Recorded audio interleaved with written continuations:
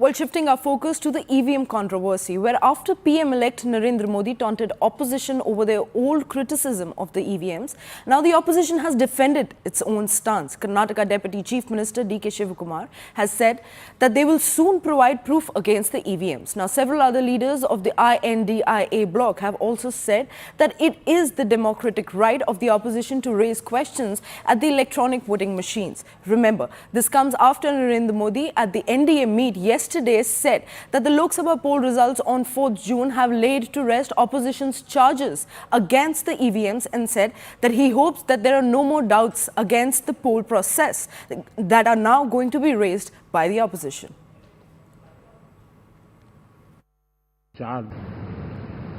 तो मैंने किसी को पूछा, यार ये तो ठीक है आंकड़े वांकड़े, तो मुझे ये बताओ कि ईवीएम जिंदा है कि मर गया?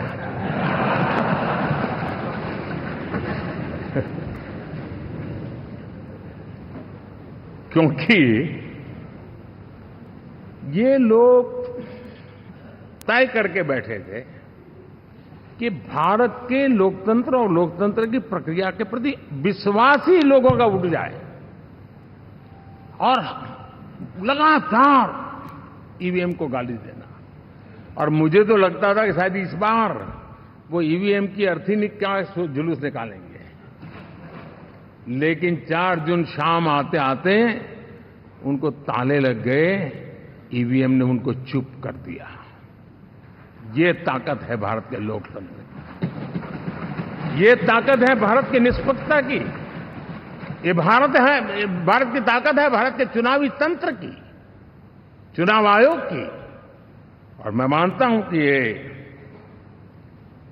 आशा करता हूं कि 5 साल तो अब ईवीएम शायद मुझे नहीं सुनाई देगा।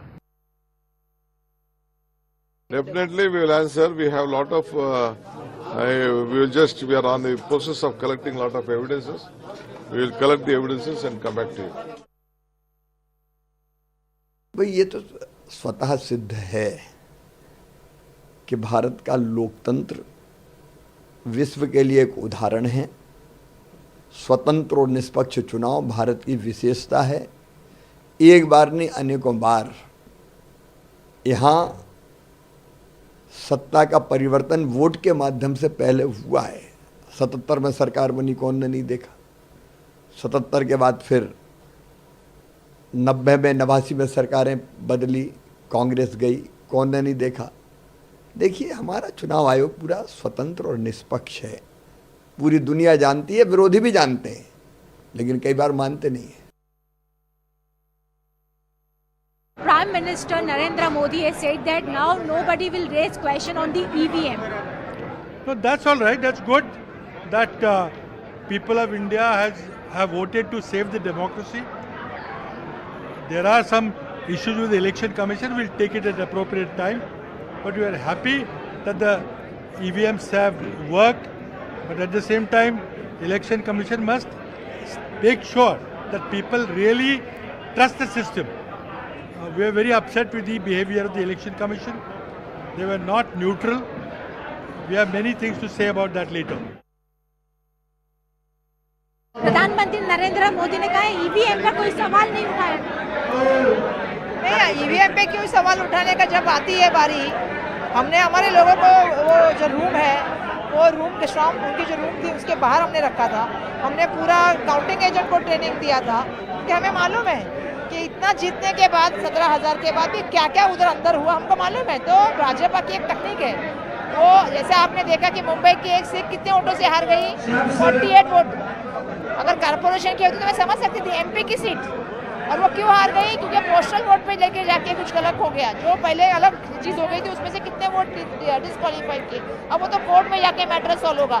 तो ऐसे सिचुएशन में कहीं ना कहीं डाइसीनेस तो आता है ना। तो इसीलिए कोई चीज़ के ऊपर, आखिर मशीन है, उसके ऊपर सवाल उठाना स्वाभाविक बात है। कुछ जगह पे मशीन हमारे यहाँ पे शुरुआत में शुरू नहीं हुई थी। तो ऐसा है कि देश के प्राइम मिनिस्टर ने ये एक्सेप्ट करना चाहिए कि लोगों ने मुझे स्वीकारा नहीं है। लोगों ने इस बार उनकी चली हुई सरकारी यंत्रणाओं का दबाव यंत्र, सरकारी तिजोरी का इस्तेमाल और पक्ष पार्टियों को तोड़ना, छीनना ये लोगों को पसंद नहीं आया है। लोग संविधान बचाने की रैली में साथ में शामिल होकर आए हैं। 4-4 घंटा लोग लाइन में खड़े थे। ना पानी की व्यवस्था थी, ना वेंटिलेशन था। महिलाएं लाइन में खड़ी थी बच्चों के साथ। देखिए, हमारे विरोधी जब हार जाते हैं तो ईवीएम के बारे में शिकायत की सर्टिफिकेट देने लगते हैं।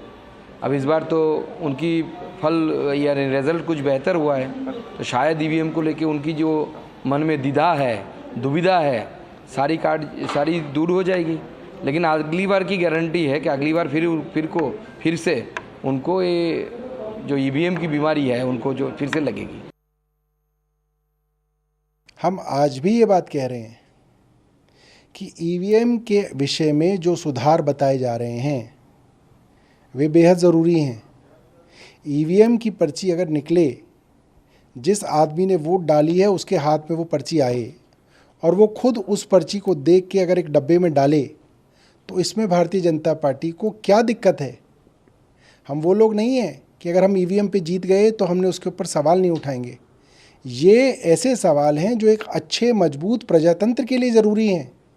हम आज भी ये बात कह रहे हैं और आप पूछ रहे हैं कि आपको इसमें क्या दिक्कत है? Well, from more taking ceremony to the cabinet formation and EVM controversy, we'll continue to get you all the latest updates. But right now, it's time to slip into a very short break. Stay tuned. We'll be right back.